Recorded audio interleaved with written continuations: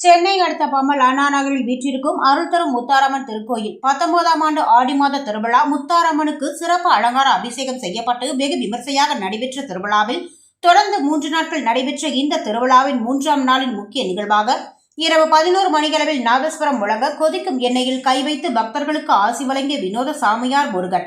இந்நிகழ்வில் பம்மல் அண்ணா நகர், அனகாபுத்தூர், பல்லாவரம், அதன் சுற்றுவட்டார பகுதிகளை சார்ந்த ஏராளமான பொதுமக்கள் மற்றும் பக்தர்கள் கலந்து கொண்டனர். பின்னர் செய்தியாளர்களை சந்தித்த சாமியார் முருகன், அனைத்து பக்த கோடி அனைவருக்கும் என்னுடைய இரவு வணக்கத்தை சொல்லிக்கொண்டு, நான் இப்போ சொல்லக்கூடிய வார்த்தைகள் அல்ல. சென்னை பம்மல் அண்ணா நகர் பகுதியில் அருள் தரும் முத்தாரம் என்று பல ஆண்டுகளாக இந்த கோயில் குடியிருந்து வருகிறது. குடியிருந்தனால் ஒரு தாயாருடைய அருள் எப்படி இருக்கும் என்று சொல்வதல்ல. ஆண்டாண்டு தோறும் ஆடி திருவிழா நடக்கும். அந்த திருவிழாவில் வெள்ளி, சனி, ஞாயிறு 3 நாள், இந்த 3 நாளும் பக்திமயமான குழந்தைகளுடைய கணபதி ஹோமத்தோட ஆரம்பித்து பரதநாட்டியம், அதை சார்ந்து 2வது நாள் அன்னதானம், சமபந்தி, 3வது நாள் அம்மன் அருளாடி, உச்சகால பூஜைன்னு சொல்லுவாங்க. பொங்கல், மஞ்சப்பால் நீராடுதல், இரவு 11 மணிக்கு ஒரு கண்ணை வார்த்தல் என்று சொல்வார்கள். பம்மல் அனகாபுத்தூர் பகுதி இல்லாமல் சுத்துப்பட்டு கிராமத்தில் இருக்கக்கூடிய சென்னைவாசி மக்கள் அனைவரும் பக்தர்கள் கலந்து கொண்டு அம்மன் அருளால் கொதிக்கும் எண்ணெயை கைகளால் எடுத்து பக்தர்களுக்கு காட்சி அளிக்கிறது. அது காட்சி அல்ல, உண்மையிலேயே நோய் நொடியிட்டு நாம் வேண்டுதல்கள் நிறைவேற வேண்டும். நாம் நோய் நொடியற்ற செல்வத்தோடு வாழ வேண்டும்.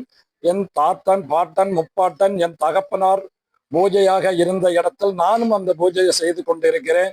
இது உண்மை. ஏதோ ஒன்று சொல்லுவாங்க, அதுபோல பேட்டி கொடுப்பதாக சொல்ல, தமிழகத்தில் இருக்கக்கூடிய பக்தர்கள் அனைவரும் இது உண்மையான நிகழ்வு, உண்மையான சக்தி, உண்மையானது. நான் வணங்கும் காளி முத்தாரம்மன் அருளால் இது உண்மை என்று இந்த பேட்டி மூலமாக அனைவருக்கும் சொல்லிக் கொள்கிறேன். மீண்டும் இரவு வணக்கத்தை அனைவருக்கும் சொல்கிறேன். வணக்கம். ஓம் சக்தி, முத்தாரம்மன் அருள், பராசக்தி, ஓம் காளி, ஜெய் காளி. திருமணம் ஆகாதவர்கள் திருமணத்திற்காக அரச மரம், வேப்ப மரம் சார்ந்து இருக்கிறதுனால காலையில நீராடி விட்டு அதை சுற்றி வருவதோடு முத்தாரம்மன் இடத்தில் ஒரு கனியை வைத்து வேண்டுதலாக இருக்கிறார்கள்.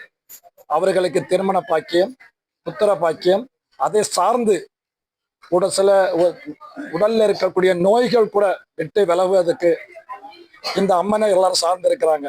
இன்னைக்கு கூட ஒரு 2 பேர் அந்த பிரார்த்தனையா தான் வந்து செய்து அதுக்குண்டான காணிக்கையை செலுத்துறாங்க. நான் சொன்னேன், காணிக்கை அல்ல, நீங்க வேண்டுதலுக்கு கண்டிப்பாக அம்மன் அருள் சார்ந்து இருக்கனால அது அன்னதானத்தோட சார்ந்து இருக்கட்டும் அப்படின்னு இப்படி பல வேண்டுதலை இங்க வைக்கிறாங்க. திருமணம் மட்டுமல்ல, நோய் நொடி மட்டுமல்ல, குழந்தை பாக்கியம் மட்டுமல்ல, நம்ம அனைவரும் ஒற்றுமையா இருக்கணும். கணவன், மனைவி, குழந்தைகள் அனைவரும், நண்பர்கள் எல்லாம் ஒற்றுமையா இருக்கணும்னு வேண்டுதல் வச்சிருக்காங்க. அந்த வேண்டுதல் கண்டிப்பாக நிறைவேறி கொண்டே இருக்கிறது.